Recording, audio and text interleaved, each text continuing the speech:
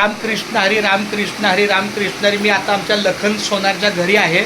आपल्या दिंडीचं हे पत्र हे परवानगी शाळेची परवानगी मिळण्यासाठी एक पत्र द्यायला लागतं, पण दुर्दैवानं आमचे केशव मोरे माऊली आजारी असल्यामुळं इथेच रहिवासी असलेला आमचा हा लखन सोनार याच्याकडे हे पत्र देत आहे. यामध्ये गेल्या वर्षीची परमिशन पण आहे आणि दिंडीची जाहिरात पण आहे.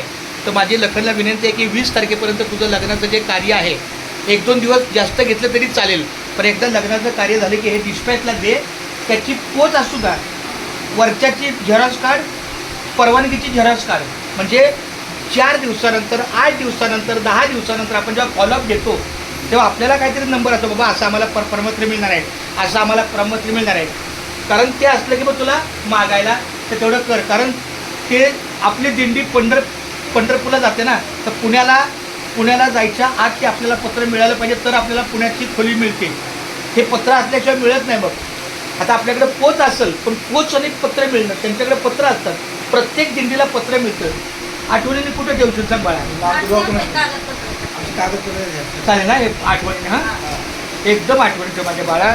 कारण एकदा का तुला एकदा सुरुवात झाली ना तुझी लक्षाची, तर आता केशव महाराज खूप थकले बरोबर. त्यामुळे आता तुझ्याकडूनच सहकार्य होईल तेवढं माऊली.